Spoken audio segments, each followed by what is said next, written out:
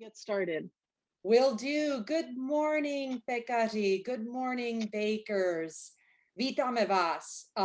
Thank you for joining us from literally all around the world for what's quickly becoming an annual tradition for us, and we hope for you as well. My name's Linda Jaňorová. I'm the Vice President of Sokol San Francisco, and I'll be serving as today's moderator. We always start with a couple of housekeeping notes to give you the best viewing experience possible. Today's session will be taught primarily in English with just a little bit of Czech sprinkled in. This session, as Jana mentioned, is being recorded, and that's so that you can access this video later should you need to. And the chats will also be emailed to you, and that's so that you can reference answers to questions that may arise. Because this video is being recorded, we ask you to please stay muted so that you don't inadvertently show up on the video.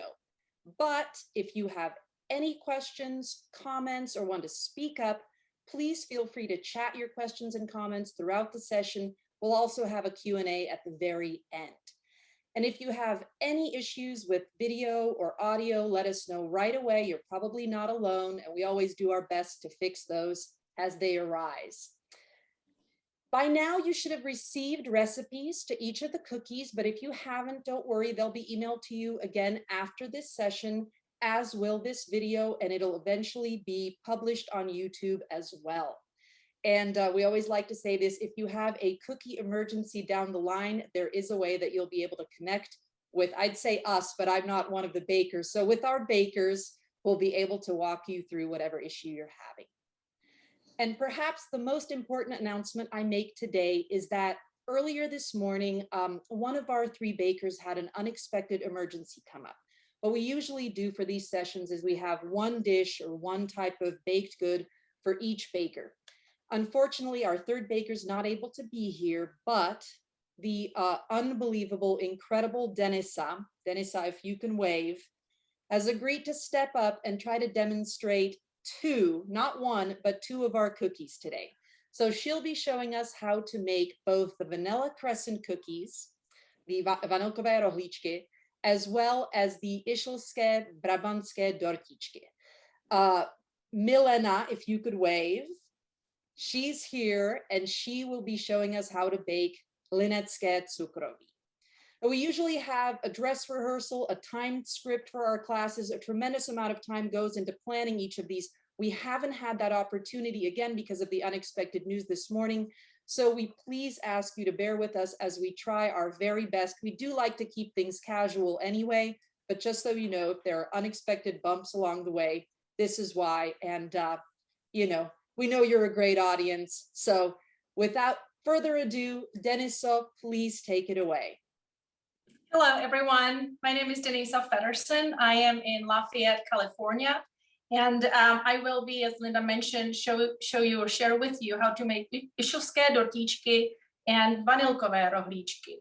I have the best memories of making Christmas cookies with my grandmother, with my mother, with my sister, and now I am sharing it with our sons. They're all grown, and luckily they not only like to eat the Czech Christmas cookies, but they all know how to make them, and they are very enthusiastic. So we're going to start with iselské dortíčky. This type of a Christmas cookie consists of three separate parts. One is to prepare the dough, roll it out, cut it out, and bake. The second part of the preparation is to make the filling and connect two cutouts that are baked. And then the third part is to decorate. So I will show you all three steps today and throughout the next hour, hour and a half as we have. If you don't have the recipe, as Linda mentioned, we're going to send it to you, but I have already prepared and weighed the ingredients. We have 210 grams, and I apologize, this is in from a Czech cookbook, so it has European measurements. This is 210 grams of all-purpose flour. Then we have 140 grams of unsalted butter. If you don't have a scale, the butter is relatively easier to measure because if you have each of these little cubes, each is 110 grams. So if you can sort of guesstimate close enough, I think you're going to be good to go. But again, I did, all of these are measured. Then we have 70 grams of powdered sugar, just regular powdered sugar. Then I have 40 grams of ground walnuts, 1 egg yolk, and then we're going to add cocoa powder. I know that the recipe asks for 20 grams. I am terrible in measuring cocoa powder. It comes in from different manufacturers, different countries. Some of it is more robust and dark and flavorful. Some of it is not. So I think I would recommend a little bit to taste. So what we're going to do first, we're going to mix the flour.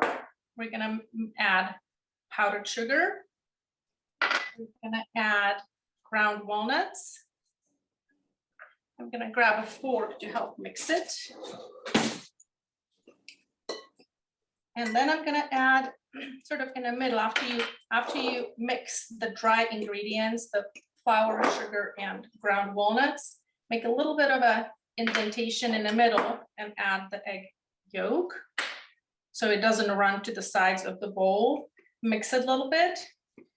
And I had already pre-cut butter into smaller pieces because you're going to have to use your hands and the warmth of your hands to make the dough, and it's easier when the butter is a little bit not soft, but room temperature, and it's in smaller pieces rather than in one big chunk. And then what you do, you just mix it together. Oh, I forgot to add the cocoa. Let me do that. Speaking of cocoa, we can't miss that part. Now for cocoa, what I would recommend and what I usually do is I use a sifter just so that you don't have big clumps. So I would just sift the cocoa in it. Now this is unsalted cocoa powder. You can buy it in any safe way. The unsalted part, unsweetened part is very important. You don't want sweet cocoa added to this. And this one is nice and dark. This is like a tart. I usually buy some from Prague and bring it, the Dutch type of cocoa, and save it specifically for Christmas cookies. So I added about 2 full teaspoons of cocoa and I sifted it. And now we're gonna make the dough. First I start mixing, I already mixed the egg yolk. Now we're gonna put in the butter.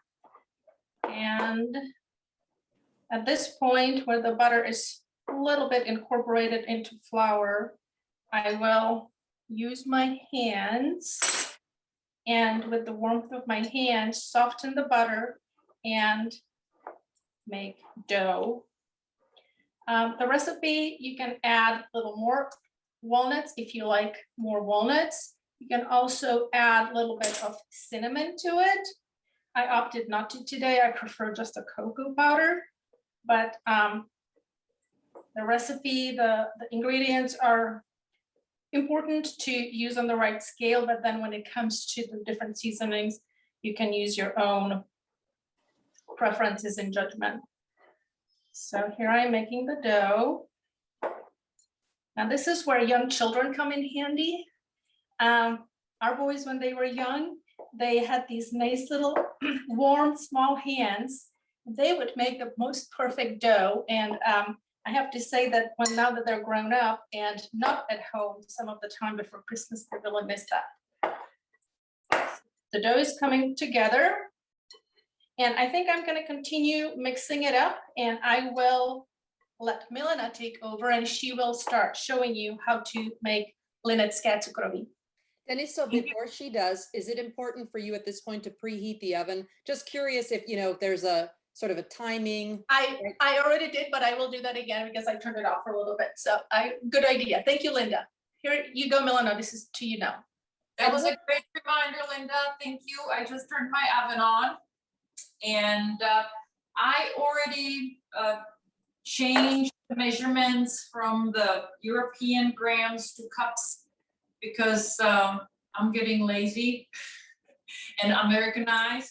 So I have 2 3/4 cups of flour, and make sure when you measure your flour that you spoon the flour from your container where you keep your flour into the measuring cups. Do not just reach into the container and pick it up because it is very compacted in your container. And then if you do that, it would be much more flour than you actually need. You want to take the spoon and spoon by spoon fill your measuring cup, then top it off with a knife and put it in your bowl. So that's 2 3/4 of flour. Then you add 1/2 cup of sugar. Lemon zest, it's off from 1 lemon. And to zest the lemon, I use a zester or a microplane zester, which kind of looks like this. It is a kind of grater, but it's very fine. But if you do not have one, you can use regular grater you would grate cheese on, but use the smallest setting, because then when you cut the cookies, if you are stuck with 2 big pieces of the zest, the cutouts will not be as pretty. And when you do the zesting, do just the yellow, the very, very top yellow part. Do not do the white, which is underneath, because that's bitter. The white layer underneath the yellow is bitter, so just use really just the top, and it's the most fragrant part of the lemon anyway. Then you use 1.5 stick of butter, and as Denisa already mentioned, I have it at room temperature as well. I cut it into smaller pieces because it makes the flour into the dough easier.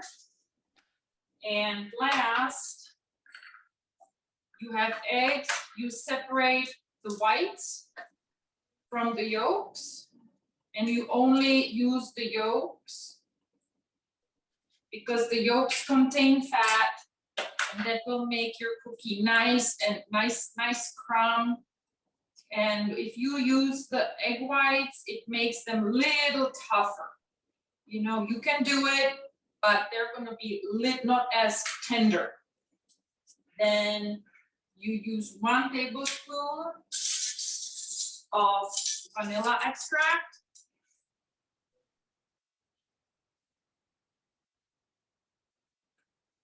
Go. And a pinch of salt. Just a little bit. I'm sorry for interrupting. We had this question come up when we did the trial. Did you say unsalted butter? And if so, why unsalted versus salted?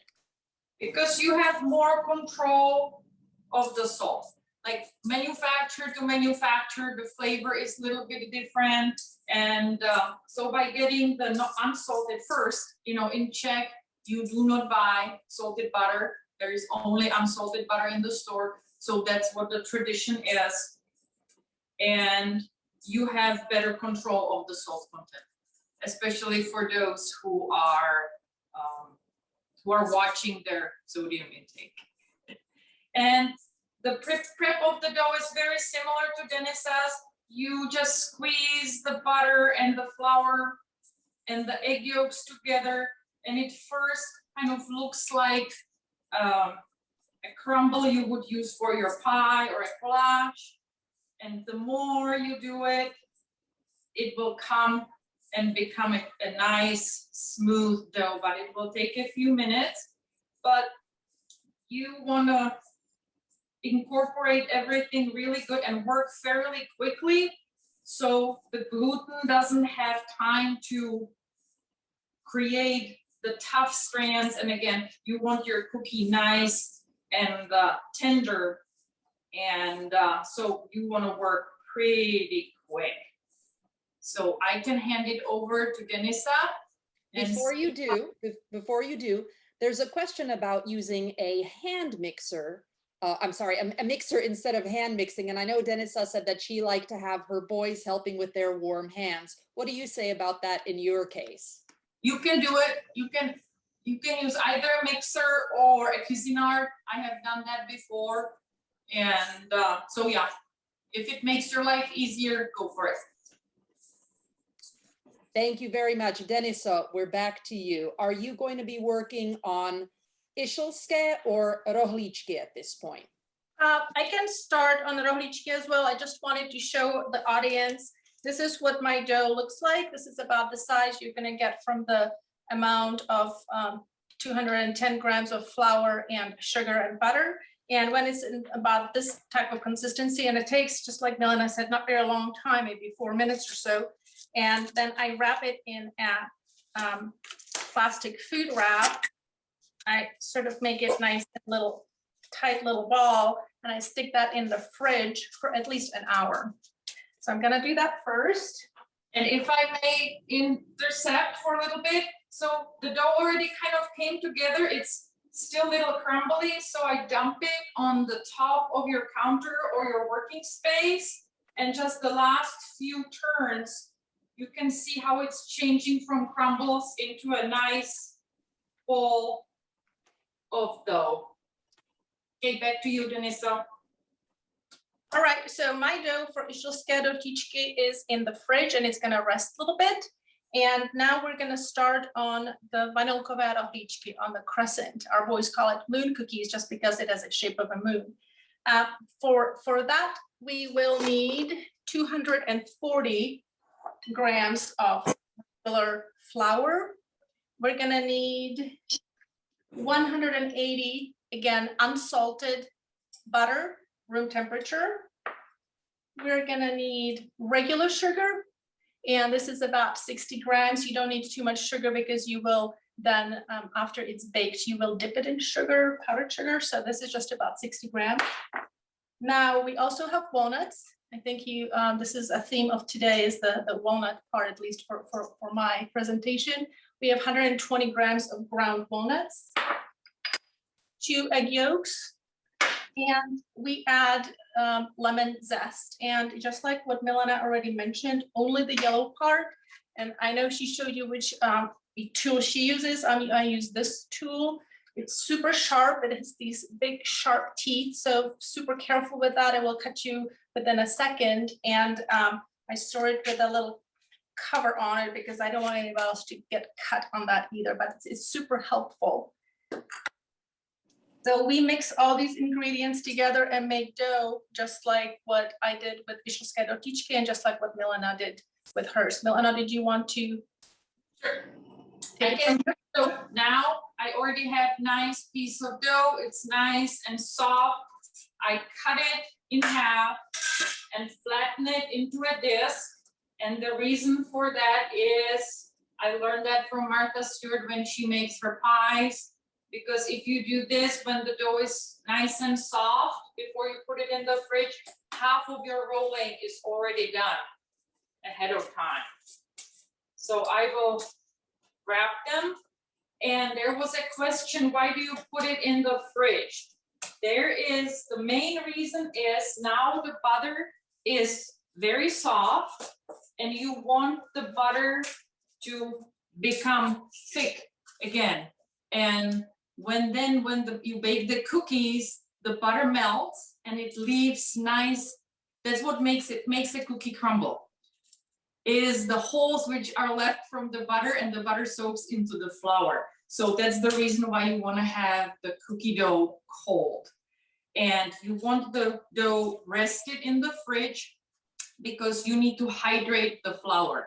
And because this dough only has the yolks and the vanilla extract to hydrate the flour, it is really important for it to rest. For today's purpose, I'm not gonna let the dough, at least the first round, to show you how it works, rest, and because it takes a long time. And so this is a good time if you are short on time to left it. You wrap it, put your disc in the fridge. You can do it 2 days later, 1 day later, an hour later, but it's always easier to work with your dough if it's rested and when it's cold. Okay, back to you.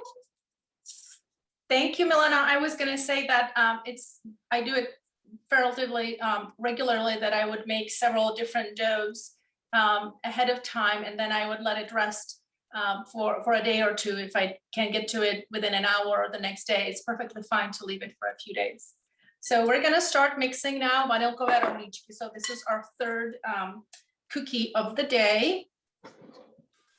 I will grab a fork, and here is my flour. I'll have my regular sugar. This is not powdered sugar. The regular sugar is just fine. Then I will add ground walnuts again.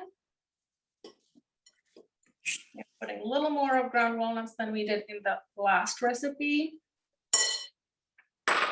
I am adding 2 egg yolks.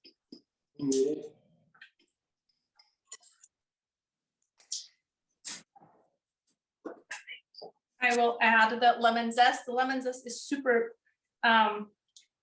it's such a wonderful flavoring in this particular cookie dough. It just brings it out. The vanilla mixed with lemon zest is just awesome. So I'm gonna put all of it. And then we will add our cut up butter, again, unsalted butter.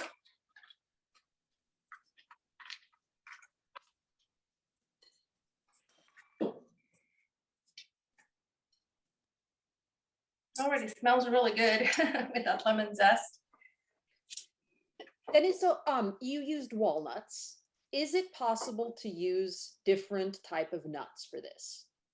Yes, you can, but I think you would have to adjust a little bit on the butter because walnuts are higher in fat than, say, almonds or hazelnuts. So you may find that your cookies are a little either too crumbly, more so than if you use walnuts, or I would just increase a little bit of the butter and see how it turns out. I would definitely test it out. Now, there are recipes specifically for hazelnuts and almonds as well. My recipe asks for walnuts, so I follow it. But that would be my recommendation to probably increase the butter, not by much, maybe 20 grams or so, but at least a little bit. So we again are gonna make a nice dough. And first it feels a little crumbly. You can use both hands. I'm using just one, so I have at least one hand to, one clean hand if I need to operate my my Zoom call or if I need to pick anything up. But usually you can use two hands and it makes a nice dough. Comes together in about 2, 3, 4 minutes. And while you do that, I know that a couple of you have noted that things are moving along quickly, and that's also intentional because we only have so much time, and we appreciate your time, of course. It's hard to follow along with these live demonstrations, and what I personally found is that I do go back and I watch the videos, and that's where I can best participate myself after having watched it once. So we apologize for the speed. It is deliberate. There's a rhyme and a reason for what we do and the way we do it, but hopefully you're getting some good tips out of this, and you're able to follow along at least somewhat if you're trying to do it live simultaneously. Go ahead, Denisa. If anybody has any questions, I'm happy to answer. And this particular dough now, it's taking a little longer, so this is a good time if anybody has questions to ask, or if they feel we're going a little too fast. We wanted to get the dough ready and put it in the fridge so it has time to rest. It's interesting, one of the comments that came through is that someone thinks of these cookies as being almond cookies. So it is in fact true that different type of nuts, and it's like we always say about these Czech recipes, every family seems to have a version of their own that's slightly tweaked, right? Where some tradition or there's some story of why these types of nuts were used instead of other types of nuts. It's always fascinating just to learn the differences. Someone is asking if anyone has made these cookies as gluten-free cookies. I have. Because Jana is gluten-free, our technical support guru. So I was trying to figure out if I can make the Linzer cookie fully gluten-free. And I tried several different recipes, and the cookie is really good when it's freshly baked. The cookie is really good until you put the jam on it. Once you put the jam, there is really nothing to hold the jam, and it becomes kind of soggy mess. The only way you could do it, like if you had guests coming, that you would put the jam on the cookie right away and serve it.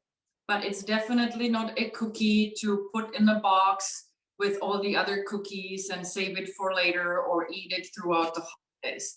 So I tried, but the cookie was really good, but it was not the same thing. Like the linecké cukroví, the beauty is that you put the jam on and the cookie soaks in the flavor of the jam and it just blends together and it's wonderful.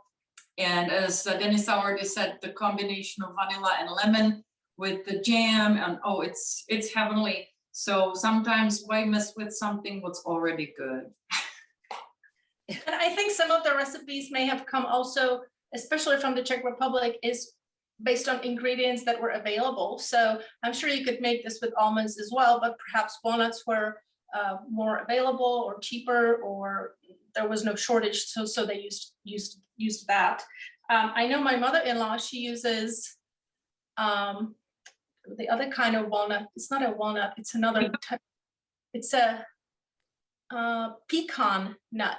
So she uses pecans. She's from Arkansas, and that's where they grow. So she uses pecans, and hers are a little bit on the salty side, I think, just because she adds more salt. She feels that it brings out. So it just depends to what the family is used to. So now we have the dough nicely shaved, and I'm going to flatten it based on Milena's recommendation too, although I'm not going to be rolling it out.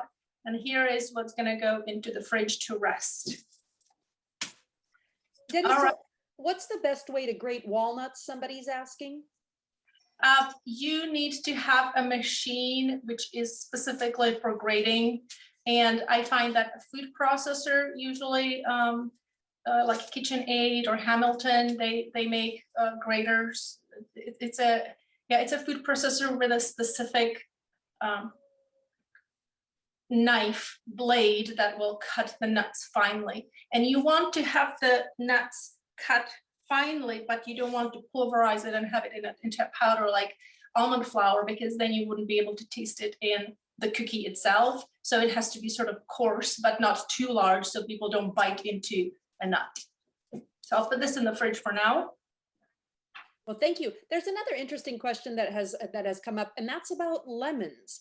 And the question and comment is that lemons do you suspect that that's a modern addition to the recipe, because lemons must have been a citrus fruit in, Central Europe in the winter. That must have been hard to come by. So is this a twist that you use on your recipe, or how do you explain the occurrence? So I am not sure how far back when the Czech Republic started importing citrus fruits, but when I was growing up, I know that for Mikuláš and for Christmas, the tangerines and oranges were available. So perhaps it's the time of year, but yeah, I really can't tell you. This is the recipe that I have from my mother, and I am pretty sure she has it from her mother. So I'm not sure who to ask. I think typically all the citrus fruits became available around Christmas time, because I remember even my grandma, my dad's mom, she was making candied lemon peels for Christmas. So, so it must go at least to World War II that it was available. And also I think that they used everything they had, and sometimes, if you have a bowl of oranges, you want to use the whole thing of the orange. So if you don't have lemon peel, you can use orange peel, and the same, you can squeeze the lemon in your tea and use the zest for your cookies, because you can put lemon zest in like babovka or buchty or vánočka. So I think I think because items were more scarce, they were trying to use the whole thing, plus it gives a wonderful flavor. That is my thought on the question. Mm-hmm. Wonderful, thank you. I've got more questions in my queue, but I think if either of you are ready to take it back up, we're ready for you. Great. I'd like to interrupt for a moment, if you can hear me. I happen to not have lots of kitchen gadgets, electrical, but I do have a manual chopper. Whoops, that looks like this, and it works really, really well. It's not a big investment, and I get to use it a lot, especially around the holidays when I'm chopping garlic and walnuts. So that's also easy to get and a lot less expensive. That's a manual, right? That is correct. That's a manual elbow electricity right here. I push it down and it comes out. Nice. So Denisa, are you ready to do your show us how to make your rohlíčky? Yes, I can. I hope that our audience is not confused onto which cookie we're working on right now, but this is the vanilkové rohlíčky. This is the type of cookie that you don't roll out, but you make little crescent moon cookies. I already started a little earlier today, so I have prepared a few of them, and this is the shape that we're looking for. And they will grow a little bit once you bake them. So I start pretty small. And the trick is that you need to make them just about the same size. So when they bake, you don't have one that's burned and one that is underbaked. So about the same size. My preference is to make these long little sticks and then cut them in pieces that are about the same size. I do that first. And then I take the dough, and this one's been in the fridge since yesterday, so this one's a little on the cold side, but you take both of your palms, and again, the warmth of your palms, and you roll it and you make a little ball. When you have a nice little ball, then you squish it into this type of a shape, just about like this. Just about like this, and then you make a moon cookie out of it. Now, you don't want to have the edges too thin, and when you roll it, here I'm making another ball, and then you roll it. Sometimes you can see that it's very easy to make these two ends a little thinner. You don't want to do that because when you bake it, then these will be darker than the rest. So what you want to do is sort of make it such that it's about the same size. Can you get up closer to the camera for us and just show us one of those up close? Sure. So I'm making a ball. I'm taking one of the cutouts, making a ball. The ball looks like this. And then between my two palms, I make a little shaped sort of a long oval. Now this one is a little long. I can tell because I know how long my other ones are. Now I'm not measuring anything. I'm just sort of eyeballing it, but I know that this one's a little too ball. So I just pinch the end off. I make it nice and even. And this is about the size that I have. I make a little crescent. Now the dough is nice, soft when you're making the ball. So when you make the little crescent, it doesn't break. If the dough was too dry, you didn't have enough butter, it was too hard, then you would notice that these ends would start breaking and cracking. So this one is just fine. And here again, I'm making a ball. I have a nice little ball.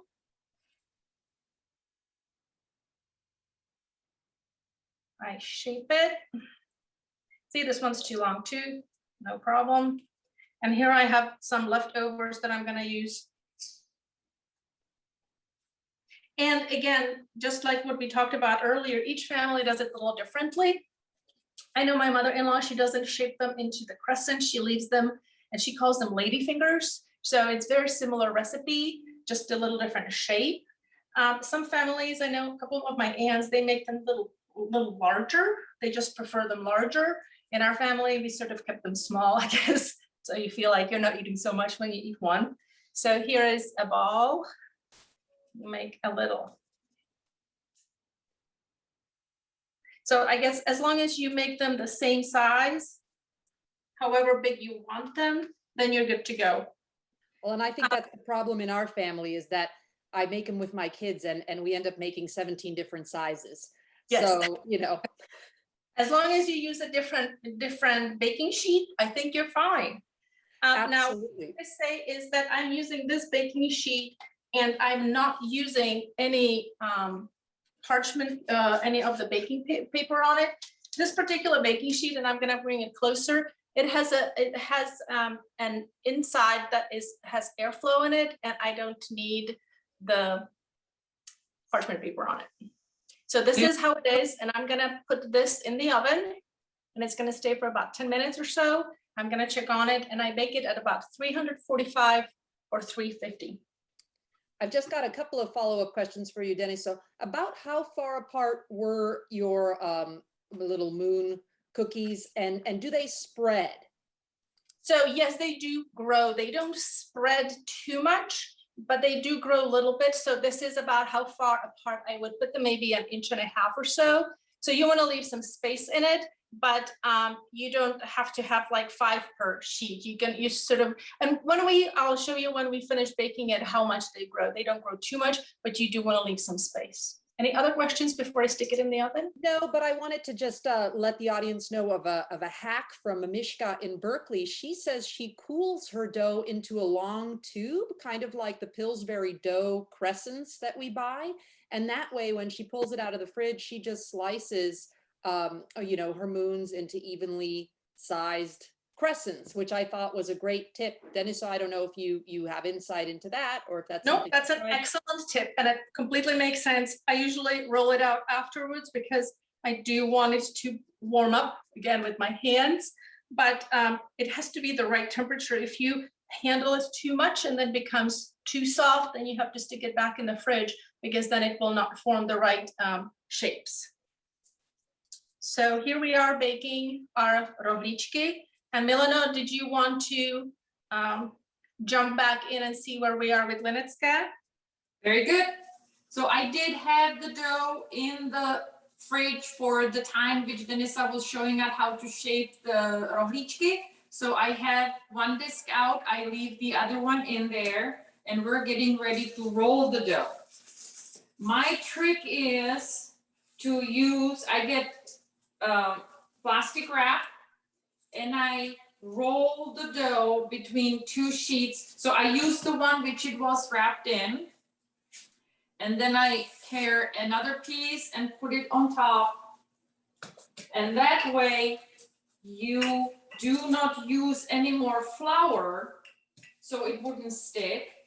And the result is that your very first cookie tastes exactly the same as the last one. Because if you use flour for dusting underneath between cutting, then every subsequent roll up of the dough has more and more flour. So sometimes you would end up with cookies from the last batch to be a little tougher because now there is way more flour than there should be.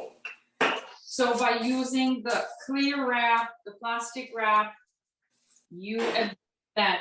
Plus, your kitchen is not dusted with flour, so it's much easier to clean. So you roll the dough. You want to turn it like you can lift it up like that, flip it over, take the sheet off and back on, because as you roll it out, the sheet kind of crinkles, so you want to have it nice and straight.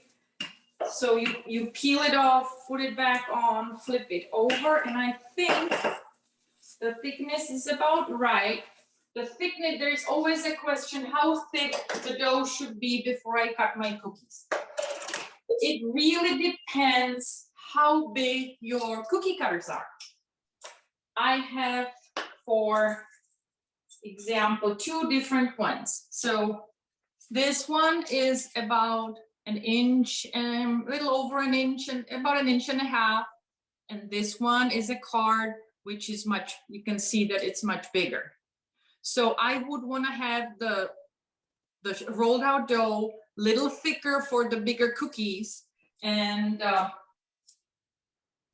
so it will not break, because if the cookie is too big and is too thin, it will break easily. If it's too little and too thick, then the proportion, once you put the jam in between the bottom and the top layer of the cookie, will not be correct either. So, so I would say between like 2 millimeters and 3 millimeters, that should be fine. So I'm gonna start with the smaller ones. And for linecké cookie, what linecké cookie is, you have the bottom, which is solid, and then you have the top layer, which has the cutout.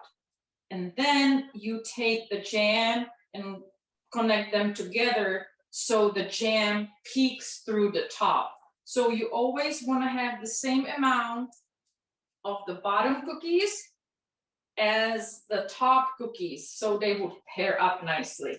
And as Denisa already mentioned, you want to have all the cookies on one cookie sheet about the same size, so they would all bake at about the same time.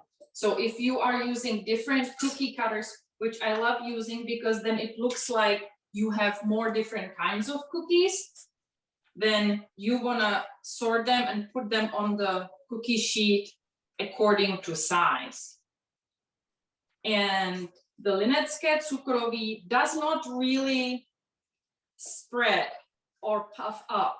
So you can put them fairly close together, and you can see, it's easy to pick them up. You stick your fingers underneath the foil and they pop right off.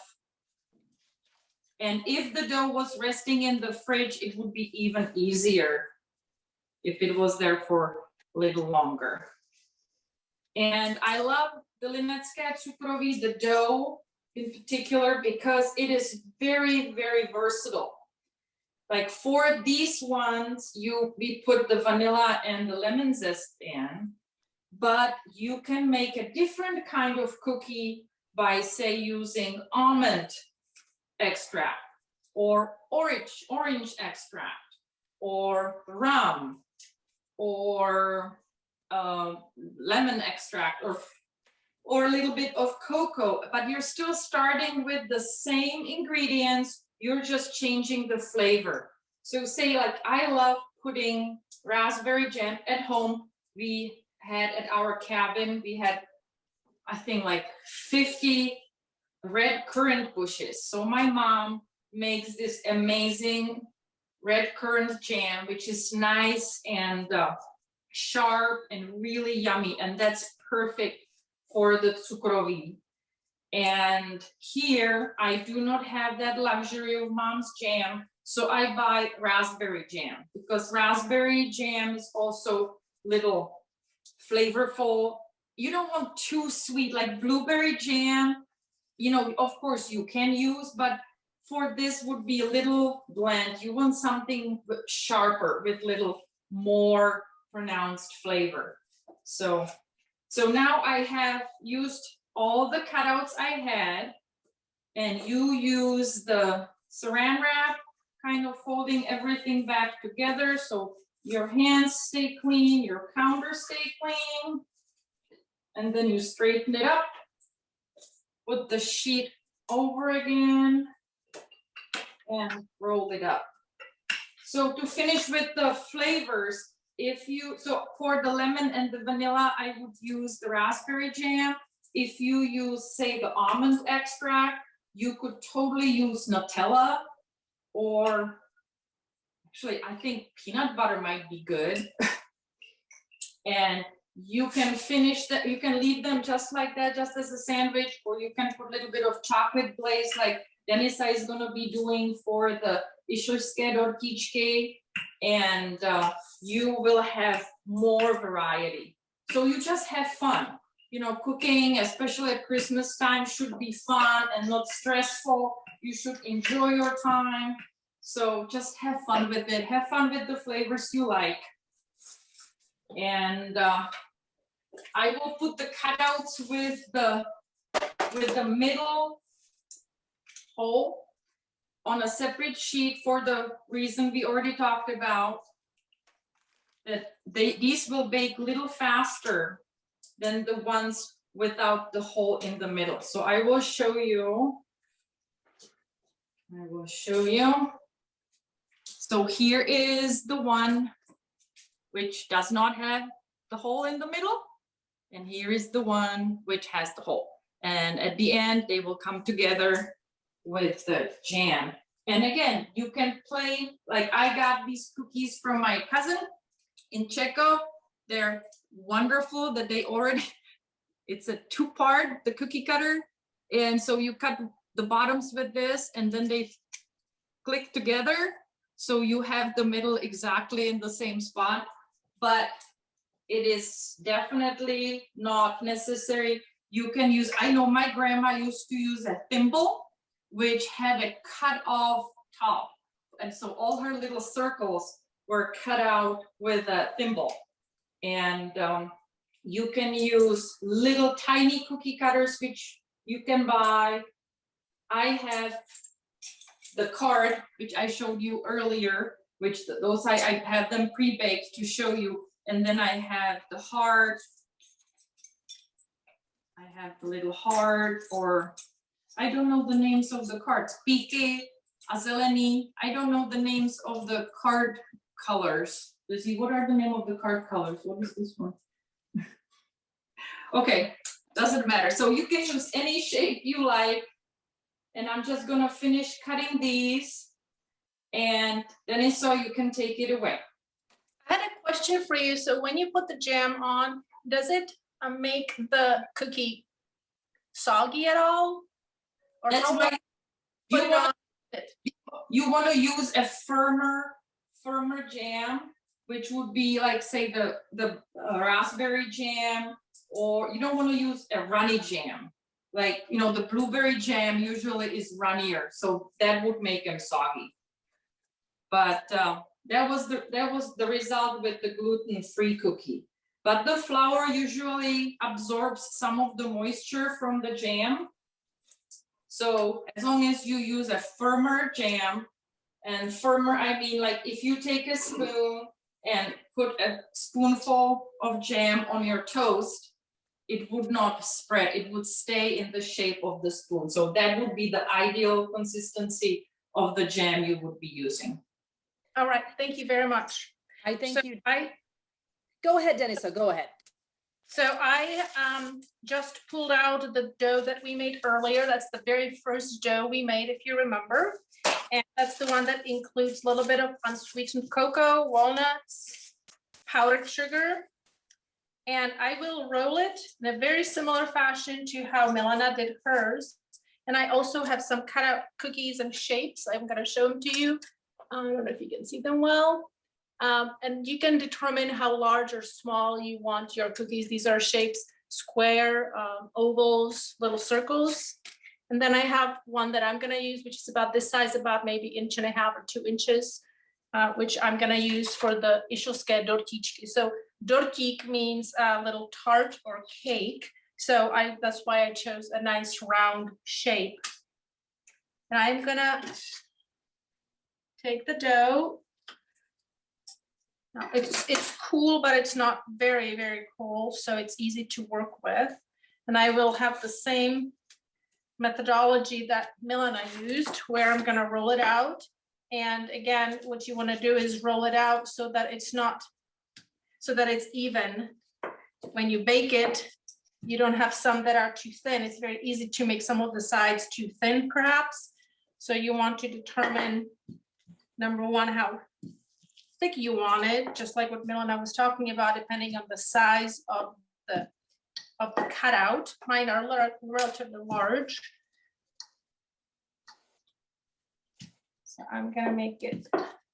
And again, you can very easily take the wrap off, move it if you need to, and you don't need any flour at all. When I was doing these with my grandmother, we had to use quite a bit of flour, especially towards the end, just so that the dough would not stick to the rolling pin.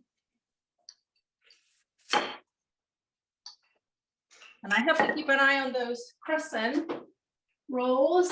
They are doing pretty well. So I can feel that it's about maybe 2 millimeters each, and it's pretty nice and even. I will take this off. Now I'm using a different pan, and I did line this up a little better. I have this parchment paper, and you cut out the shapes. And usually you try to be careful with your space. You want to use as much of the rolled out dough as you possibly can. So you're sort of strategically cutting it out. And then with a knife, you can just peel it out easily. And you have a nice little shape, and put it on your baking sheet. I find this type of knife very helpful because it's not just your regular knife that's completely straight. It gives you a little bit of an edge and advantage when you're pulling it out. Now, these are not gonna grow very much. So I'm putting them next to each other relatively close. By the way, your tips, just so you both know, ladies, all the tips and the tricks that you're sharing with the audience are very well received. I mean, the rolling the dough between the two, between the plastic wrap, I think that's blown people's minds, mine included. That's a life-changing kind of tip. And I also like the tip of just having fun with this, relaxing. I find baking and cooking to be stressful generally. So you're absolutely right in just taking, the step back to remind yourself what you're doing, especially with recipes like these that have been handed down within families, and then having you share them now with our audience. It's always good to take that step back and to remind yourselves why you're doing this and what it means. I was, Go ahead. sorry, as I was getting ready for today, I kind of started thinking, I wonder what the history of a cookie is, because I know my grandma was amazing. She made millions of different kinds. Then of course my mom, she's an amazing baker. And so I started looking, and the history of cookies goes to 16th century, but they did not look like the cookies we have today. They were mainly using like dried fruit, dried nuts, and honey. And the commercial sugar came much later, and it was very expensive. So it was mainly only people who had the means to purchase the sugar. And but still, again, I remember my grandma, as I said, during the World War II, they did not have everything. So she would have cookies, she would boil quinces with sugar, and until it was so thick that it was almost like a Play-Doh consistency. And then she would roll it and put it in and cut it in with the cookie cutter, and then would let it dry. And those would be like sweet, kind of like the fruit roll-ups today, or fruit rolls, kind of that. So they just worked with whatever they had. And I think we are so lucky that we have all these different ingredients at our fingertips, and they're so easy to buy, so easy to use. So so I thought that was really interesting that it goes back so far, but the cookie itself evolved. And of course, it's, just look at every year you get your Christmas magazines and they come with new cookies, but it's pretty much still a variation of the traditional. And that's how every family, even though every family bakes, vanilkové rohlíčky, every family's recipe is a little bit different, but they're all good. That is a fact. Milena, while I've got you, is there a difference between using jams and jellies? Jam and jelly. Jelly is a jam with the pulp strained out of it. So you can use either. Excellent, thank you. And if somebody has fruit left over from the summer in their freezer, can they cook that down and create their own type of filling? Totally. I actually did that. With my raspberry jam, I got frozen raspberries in my freezer and I just cooked them down. And you wanna look up a recipe which would gel really nicely. If you have pectin powder, that would help it thicken. But usually if you put, like talking about lemons, if you peel the lemon, it has a lot of pectin in it, or apple peels have a lot of pectin in it. So you can cook it with the fruit, say with the raspberry, and usually you have, I think it's 2 parts of fruit, 1 part of sugar, but don't take my word for it, look for your recipe. And then what I did, I cooked it all together into, when the fruit is all broken up. And then I take a strainer, because raspberries, they have those little seeds, and those would not be good with the cookies because they don't belong. So I strained it. And so if you add apple peels or lemon peels in your jam batch, then you will strain those out at that moment as well. So totally, you can use your frozen fruit. Can I jump in really quickly? So I have this little cookie sheet with little circles. It looks a little bit like pepperoni salami, I just realized, but it's not, I can assure you. And I'm gonna stick it in the oven and bake it. And in the meantime, my crescents came out nicely. So I'm gonna stick this in the oven. It's still at 350 and it's gonna take about 5 to 10, maybe 8 to 10 minutes.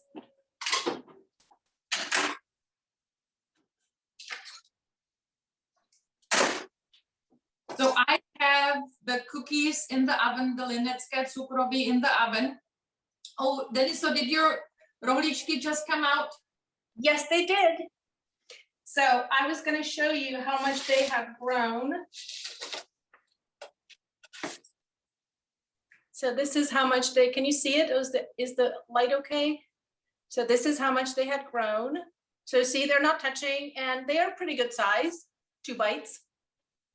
You wouldn't want them probably much bigger. And I'm going to let them sit a little bit and cool off before I put them in the powdered sugar. Back to you, Milano. Okay, so I have the cookies in the oven and I pre-baked some. So I will show you how you fill them, because you always wanna, when you fill the cookies, you want the cookie to be cold. And the reason is, if, you know, first you don't wanna burn your hand. And then the second reason is, if you're using butter filling, it would melt if you used a warm cookie. Third one is what I like to do, that to pre-bake all of my cookies, especially, actually that's a beautiful tradition for all of you who live in the States. We started this tradition long time ago. We got together with my friends, Milenko, ahoy, she is watching too today, that we each, there was 4 of us, we each made 2 different kind of cookie doughs. And we got together at my house maybe 3 weeks before Christmas, 2 weeks before Christmas, and we baked the entire day. We had Christmas music on, we streamed some Czech radio, and we talked and we baked, and then we filled and decorated. And it was just a fantastic day. It was a very long day, and but it was such a nice way to get together with your Czech roots and Czech friends so far from home. And you get all your baking done in one day, and you catch up all the news and rumors. And I remember those days very fondly. And so if you are not doing that, I would suggest do it, because it is just so fun. And so now I'm going to show you how to fill the cookies. So I have my raspberry jam, and I have this cookie cutter, which used to be my grandma's on my dad's side, and there are the cards. Those were the cookie cutter I was showing you. So now the cookie looks like a little card, and you take the bottom part of the cookie, and it has two sides. So this one is the nice smooth, which was on the top. This is what was on the bottom on the tray. So you want to put the jam on the bottom one. So the pretty side is going to be facing out. So you put the jam, oops, this one broke. So you put the jam on, and you want the jam to be a little thicker where the openings are.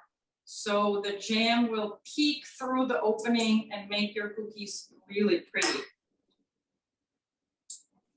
And then you just squeeze them together. And here you have. And you know, you don't want too much, you just want them to glue together. And then you let them sit, and they will, the dough will soak up, the flour will soak up some of the moisture of their cookies, and all the flavors will blend together, and you end up with a wonderful, crumbly, yummy, fragrant cookie at the end. And this is a good time to fill a glass of wine, sit down, watch your favorite Christmas movie, or chat with your friends, as I mentioned earlier, and just enjoy this time to pause and rest and think of Christmas and just enjoy the season and enjoy that your house smells really good. And again, as I said many times, just have fun with it. Milena, yeah, absolutely. Yes, there's a couple of people who are asking you to move the or move maybe the cookies to the right so we could see those one more time. To your right, I think. I have my cameraman who is gonna show you the cookies. Oh, it's like the cameraman is struggling here. Okay, maybe I'll just move to the right. Cameraman. Okay. So those are the ones which will go in the oven, and here, go this way. Yeah, so the cookies are like, you see? Okay, you know, I'm gonna try and figure this out. Okay, hold on. My oven is beeping, so I'm checking the cookies. So they're not really done yet. They will come out when they're starting to turn little pinkish, goldenish, but I will leave them there for maybe 2 more minutes. Did it help? It did help. We've got a question for you about the jam. So jam is supposed to be refrigerated. How long can I'm assuming, how long can the cookies sit out? Sorry, I don't know if it's the jam that can sit out unrefrigerated that the question is about. You know that what happens with the jam what makes food spoil is usually the fat and the liquid or the liquid content. As the cookie sits, the liquid is absorbed by the flour in the cookie. So, you know, 2-3 weeks, you're fine. There should not be, and it's acidic enough that there should be no mold growing. So that you should know, I never had a problem with food poisoning from a cookie. Excellent. You understood the question. Excellent. That's reassuring. Thank you. Dennis, yep. Yeah, is this a good time to powder all right. So we have our baking sheet, and as you can see,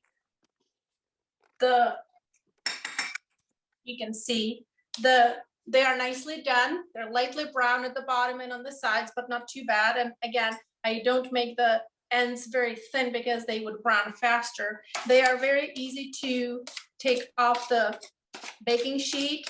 I usually move them all a little bit. And then what we do is we dip them in the powdered sugar. So here's a powdered sugar. I didn't measure it. It's maybe, I don't know, little 3/4 of a cup or so. But what I do add to it is this vanilla sugar. You can either buy it in a World Market Cost Plus. It's a vanilla sugar in a little packet. I sometimes bring it from the Czech Republic or from Germany. It's by a company called Linzer, and it's very flavorful, and it just adds to the vanilla flavor of the cookie. So I usually add 1 per container, and I mix it all up. And then you have 2 options how to dip these in. You can either take each individual cookie just like that, and just the top side dip in the sugar and pull out just like that and put it on a plate. You can do a few at a time. I usually do just the top. I don't do the bottom. And you pull it out, and it's nicely covered in powdered sugar like little snow. Another option is that you can take that little sifter that we used earlier, and I use it with some other cookies as well, is that you can just put them on a plate as they are, like this, and then you take powdered sugar, put it through a sifter, and you just powder it on my head. So either way, it works. They're very good. these typically I store them in cool, dry environment in a box. And usually not very many people in the household know where these are, because if they knew, then they would visit that area quite too often. And they sort of, within a week, I would say the ingredients and the flavors nicely mixed together, and they are just lovely. So this is the end product for the vanilla crescent vanilkové rohlíčky moon cookies. Thank you, Dennis. So can I ask a quick question about how much of the vanilla sugar is mixed in with the powdered sugar? So this is sort of to the taste, and also what I found out is that each manufacturer and each packet has a little bit different flavoring. So if you feel that it's not flavorful enough, I add 2 to this. If you feel that one is just fine, unfortunately, some of the makers just put different types of additions to it. So you could also take the powdered sugar and you can put a stick of vanilla bean in it and close it tight and leave it, I don't know, indefinitely maybe, but that would flavor the sugar as well. This is sort of a quick and dirty way to do it. You can use the real vanilla bean and have your own. And I'm gonna check on the cookies. The little tricky part about cookies that you add cocoa to is that it's difficult to determine when they are done. These you can physically see that whether they're light brown and they're pretty much done, but the darker ones is a little trickier. So I'm gonna keep an eye on it right now. While Dennis is checking on the cookies, I want to show you something. This was the last batch I did, and I finished my previous jam. So these were the original one, which I did with the raspberry store-bought jam. And I only had a little bit of an apricot jelly, and it was pretty soft, pretty runny. So can you see the difference how as the jam is drying? Look at this one. The middle, you see the middle, how it's nice and full, kind of look like a jewel in the middle. Mm-hmm. While this one, which was the apricot one, as it dried out, as the flour and the cookie soaked the moisture, it kind of emptied the middle part. It still tastes good, so it's only the visual part, but that's why you want to use a pretty firm jam. I love the tips coming in. These are just making me smile. So Kathy says that her mother used to freeze the cookies and then powder them later. And somebody else responds with, well, all these years I've been burning my fingers rolling the cookies in the hot sugar. So this is great. Hopefully we've alleviated some second-degree burns for you in today's demonstration, among other tips. And then Mishka from Berkeley has another great tip that I like and will use. She says that instead of a strainer for the powdered sugar, she uses a single serving tea infuser. And then she shared the link for the infuser. And that way she can just do a spoonful of sugar at a time. She says that her kids get involved with that. So that's fantastic. All these little, again, as my kids would say, hacks that we're learning from each other today are fantastic. Where are we now, ladies? Dennis, so are you ready for your next step? Or should we answer a few more questions? I think we should answer a few more questions. I finished the vanilkové rohlíčky, those are done. And I have one batch that has about 1 minute to go before I can take those out. Excellent. So a couple of questions that have kind of stacked up. Lemon extract instead of lemon zest, is that a possibility? Yes. Definitely, that's what I was talking about earlier, that you can use lemon extract, almond extract, orange extract, rum. It will change the flavor of the cookie a little bit. So yeah, totally, go for it. Excellent. The question that was asked much earlier on today, when you're using just egg yolks and then you've got egg whites left over, what are some of your favorite recipes to make with using egg whites? When I do a breakfast omelet, that's I think the favorite one. Or my friend Lenka makes these amazing cookies which are just almond flour and egg white and sugar and orange zest for the bottom. And then she whips egg whites and spreads it on top and cuts it into these little sticks and bakes it. So you can use that, the egg white for that. You can make meringue pie. That's where you use a lot of egg whites. And yeah, I think meringue pie. Our family has a favorite recipe where we have egg whites, and for each egg white, there's 4 grams of regular sugar and 4 grams of ground walnuts, and you mix it. You mix it for, I would say, at least 15 minutes in a mixer, and then you drop with a small teaspoon on a baking sheet and bake them. And then you connect the two, each two you connect with the chocolate cream, and they are absolutely the top favorite. Our boys call them hamburgers, just because they've got that little chocolate filling in it, looked like it, but they are extremely tasty. And that's how I really have to make like 5 batches of those every year because they go so quickly. So the egg whites is actually the ingredient I'm looking for. So when I have to use egg yolks, like awesome. That sounds wonderful. Like pusinky or macaroons, right? Yes. I was just going to show you that when I have this baking sheet, I usually just pull it out and I pull it on my countertop immediately, and that stops the baking and it cools it off quicker. So how long would you say that those were in the oven? Maybe 10 minutes. Okay, and you're letting them cool at this point, is that right? That's right. So while you do that, we have a very important question for you, and perhaps you're going to divulge some family secrets here, but what are your favorite hiding spots for those cookies, Denisa? As long as our boys are not watching. Well, I have in our house downstairs, so our major living area is upstairs, and then downstairs we have another living room and a bedroom, and in the bedroom there is a little closet that usually has things that people don't go to see, and it's nice and cool, dry and dark, and that's where I have just stacks of boxes where the cookies. But I think that the older the children get, they sort of learn your hiding spots. Yeah, we've learned different hiding spots for Christmas presents. We've now resorted to our car that we never use. We use put the presents in the trunk of that car now. So, I mean, you have to get very creative with these things. I get it. Mileno, you've got a question here, no pressure, but somebody's husband, Robert, is asking if the cameraman Taz can demonstrate tasting the cookies. Oh, I don't know if he wants to.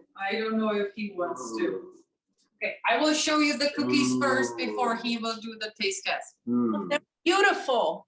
There you go.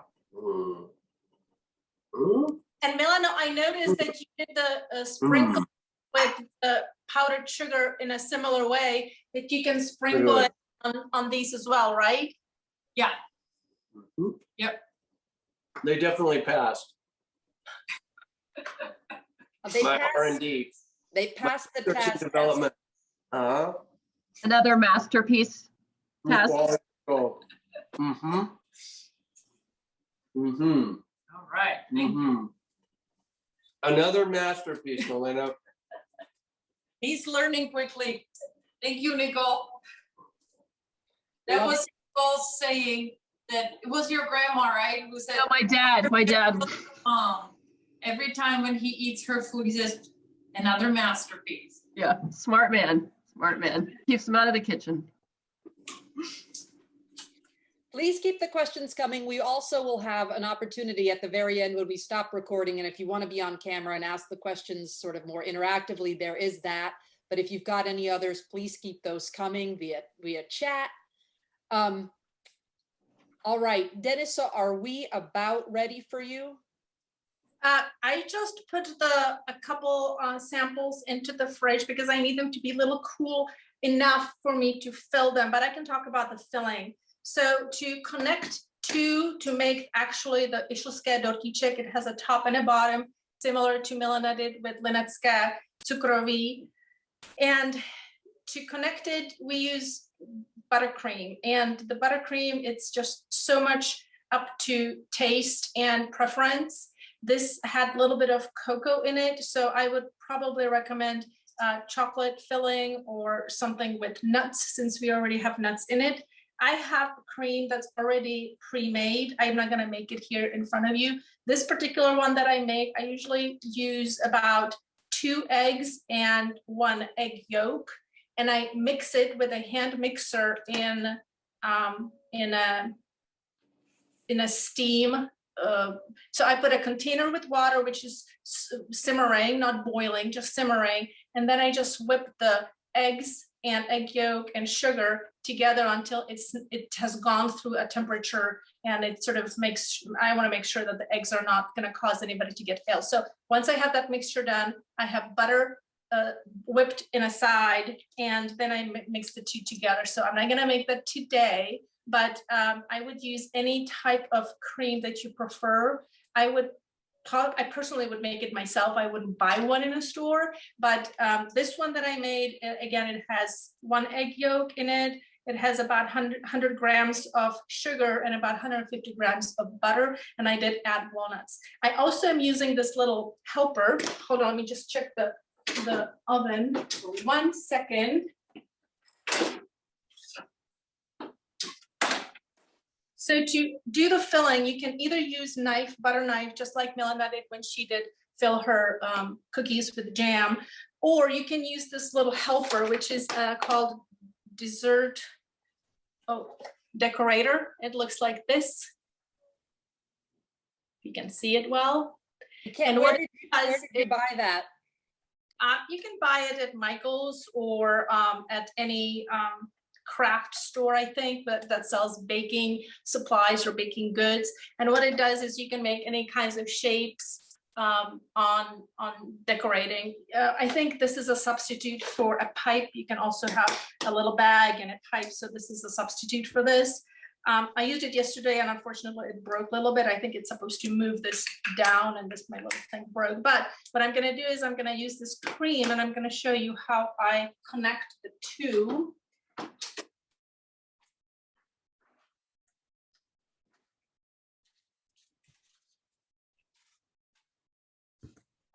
So they're pulled off. As I mentioned at the beginning, there are 3 steps to these cookies. First is the actual cookie, to make the cookie, then it's to fill it, and then we're gonna decorate it. And you can decorate it with chocolate or with whatever else you want. Now, you can do what Milena did, that you can take the part that's bottom, or you can take the top, whichever you want. I'm gonna have to improvise a little bit and fill it up. But what you do is you fill up and I put a pretty generous amount of butter on it. This is the sweet butter with walnuts, and then I connect them, and this is what it looks like. And then I take another one,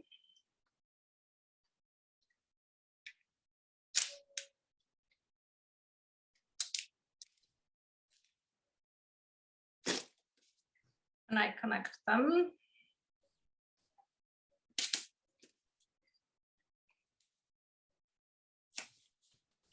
Usually, if I were doing it on a regular baking sheet, I would just line them up, and I would have one line of those that I have to fill, and then one line that I would just do the tops.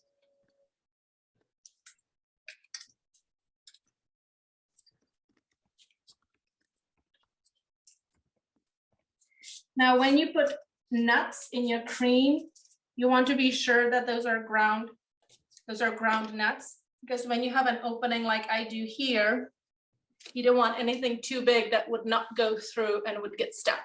So that's a little tricky about having filling with nuts in it or almonds that you have to grind. So we have now our filling all done. And now I can do one more.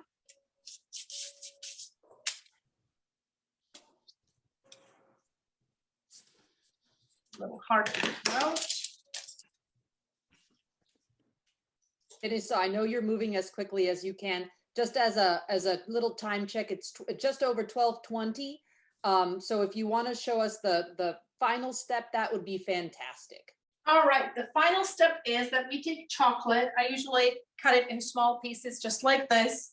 And I would take chocolate that's high quality and high cocoa. So you can use Lindt either 85 or 78.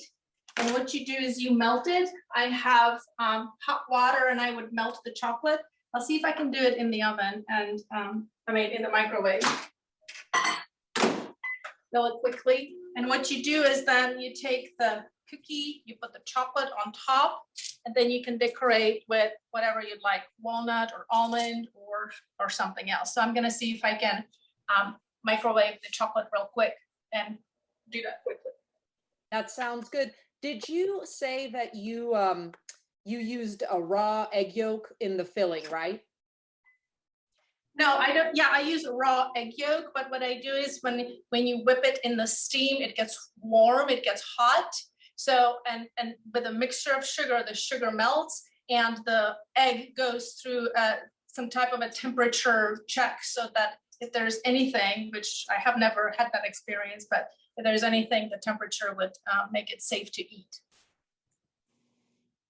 Milano, did you want to add a final thought to yours? While I think we I wait did. As I was taking the cookies off of my tray, my cookie sheet, I let them usually cool right on the counter, like just dump them on your counter so they cool faster. You want to get off of your cookie sheet because your cookie sheet is hot and they will continue to cook. So if you don't, so you prevent them to burn even when they're out of the oven if you take them out of the cookie sheet right away. And you always want to put your cutouts on a cold cookie sheet. For the same reason I talked about earlier, the fat content in the cookie, you do want to have it still kind of hard, so it will be nice and tender. So it will not be tough. When you put your cutout cookies on a tray, on a cookie sheet, which is still a little warm, the butter will start melting before it gets to the oven, and you don't really want that. So make sure you rotate your cookie sheets, that you have plenty, yeah. So they would be nice and cold when you start putting the cookies cutouts on them. And I think that's it. My cookies are all done, and Tess enjoyed them. So I wish you good luck, and if you have any questions, just send us an email. Thank you. Oh, thank you very much, Dennis. So we're going to move on to you for your last little pieces. And I'm finally decorating I'm doing the last step, which is when you have those two connected already and you melt the chocolate with a little bit of butter in it. And you just spread it on top nice and even and make a tiny little cake, and you can put a decoration on it. And again, you can decorate however you'd like. I just put a piece of walnut on top, and you just do individually. This is a little time consuming because you do a little bit of each at a time. You have to pick each one up and put the chocolate on top. And again, you can have the chocolate filling, chocolate cookie, chocolate on top if that's what you like, or you can put some buttercream. You can have vanilla cream in the middle. And this is what the final product looks like. Show us up close if you don't mind. Sure. How I make it? Well, the final product, I think it's. I will. Just do this last one.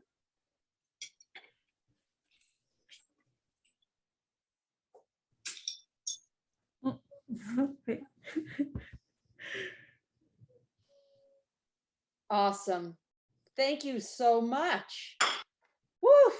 Ladies, we did it. Thank you both so incredibly much. And to our entire audience, we did have to improvise somewhat today, but I think we all survived.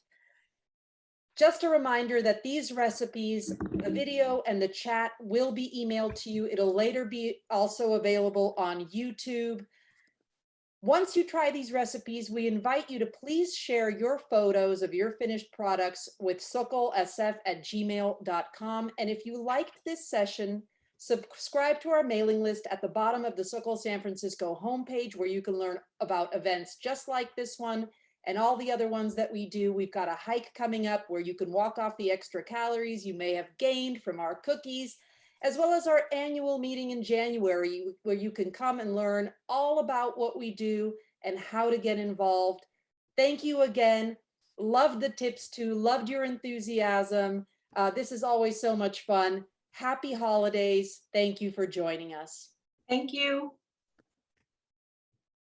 Thank you, everyone.